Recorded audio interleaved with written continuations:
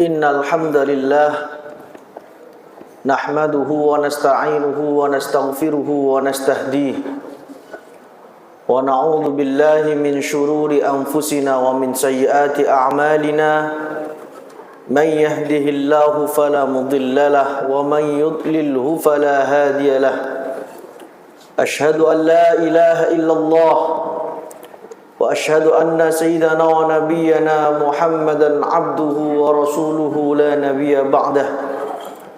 Allahumma salli wa sallim ala sayyidina Muhammadin wa ala alihi wa sahbihi ajma'in, amma ba'd. Ya ayyuhalladzina amanu taqullaha haqqa tuqatih wa la tamutunna illa wa antum muslimun.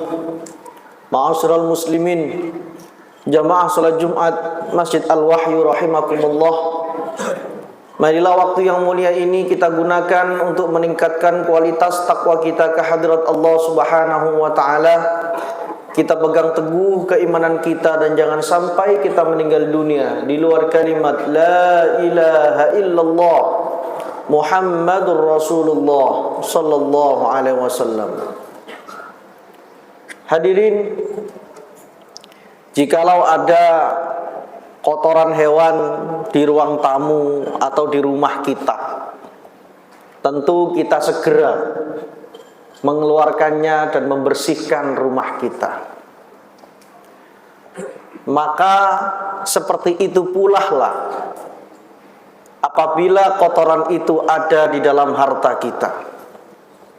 Seharusnya segera kita keluarkan apabila harta itu sudah memenuhi syarat untuk diwajibkan zakat, yaitu sesuai dengan nisab dan sudah 1 haul atau sudah ketentuannya. Zakat, ma'asyiral muslimin, secara bahasa berarti suci, bersih. Sehingga zakat adalah sebuah kegiatan untuk mensucikan harta kita. Karena memang dalam harta kita itu ada hakun lis-sa'ili wal marhum. Ada hak orang lain yang membutuhkan. Selain berarti suci, zakat juga berarti an-nama, yang artinya berkembang. Memang misalnya kita terkena zakat dari harta kita 2,5%. Secara hitung-hitungan matematika manusia, uang kita berkurang. Namun secara hitung-hitungan Allah Subhanahu wa taala, matematika Allah Subhanahu wa taala berkata lain. Harta itu justru malah berkembang, dan insya Allah kalau sudah berkembang akan semakin banyak dengan kita zakati.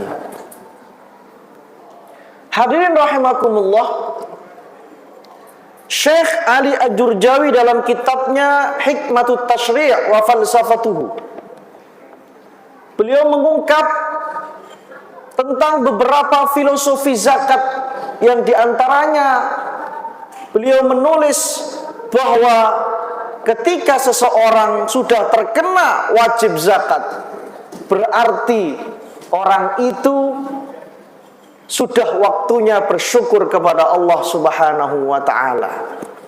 Bersyukur karena dia diberi titipan harta oleh Allah Subhanahu wa taala, yang harta itu bisa jadi tidak dititipkan kepada orang lain.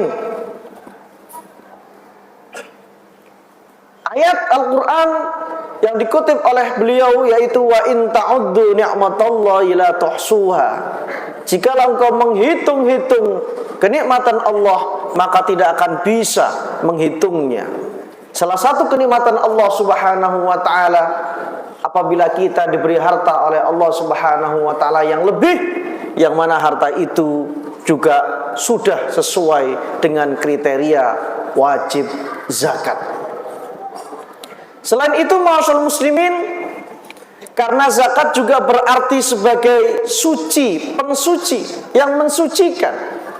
Berarti zakat itu juga mensucikan harta-harta kita dari kotoran-kotoran harta yang tidak berhak untuk kita. Karena zakat sekali lagi hakul lisaili wal marhum, bukan hak pemiliknya.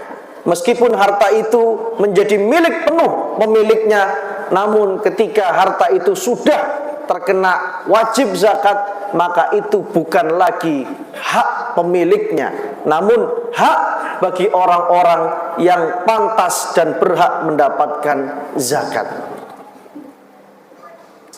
Beliau juga mengungkapkan bahwa zakat selain mensucikan harta kita, zakat juga mensucikan jiwa kita, mensucikan sifat dan akhlak kita, membersihkan sifat akhlak kita dari kikir dan pelit, dan juga dari cinta dunia, agar kita sebagai muslim mempunyai sifat dan akhlak al-jud wal karam, yaitu sifat kedermawanan. Zakat ma'asyarul muslimin juga sebagai bentuk ikhtiar agama tercinta kita Islam dalam pemerataan ekonomi. Syekh Muhammad Mutawalli Asy'arawi, beliau pernah mengatakan, andaikan seluruh umat Islam yang sudah terkena wajib zakat menunaikan zakatnya masing-masing, maka tidak akan ada orang miskin di negeri tersebut. Ini terbukti pada pemerintahan dulu Khalifah atau Raja Umar bin Abdul Aziz dari Bani Umayyah. Ketika zakat sudah ditunaikan semuanya, zakat itu bahkan sampai tersisa-sisa, sampai dibagikan ke atas bukit, ke atas gunung, untuk bisa juga dinikmati oleh hewan-hewan yang membutuhkan. Namun kesadaran zakat di negeri kita Indonesia ini sangat minim, bahkan kalah dengan kesadaran pajak. Zakat dan pajak tentu berbeda. Pajak kewajiban kita sebagai warga negara, sedangkan zakat kewajiban kita sebagai seorang muslim di bawah naungan la ilaha illallah Muhammadur Rasulullah. Bahkan mohon maaf, ada sebagian umat Islam yang dia sebetulnya hartanya sudah mencapai 1 nisab, ketentuan dia diwajibkan zakat.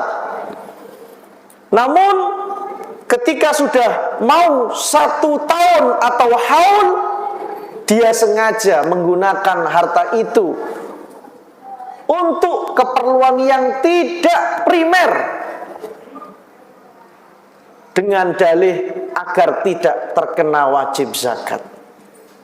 Maka dalam Al-Quran disebutkan orang-orang yang dia menimbun hartanya, emas dan peraknya, atau senilai dengan emas dan perak dalam ketentuan nisab, maka nanti di hari kiamat dia akan mendapatkan siksa setrika di api neraka. Wajahnya, punggungnya, perutnya, dadanya akan disetrika di neraka.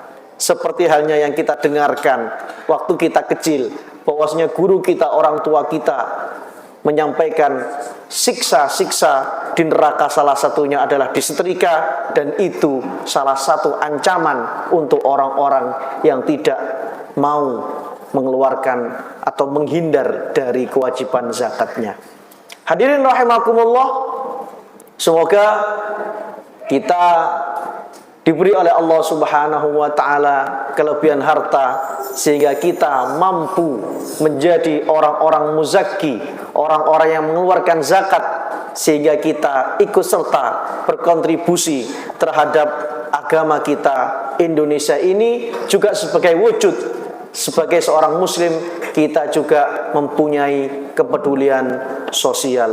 Aqulu qawli hadza, istaghfiru rabbakum innahu kana ghaffara.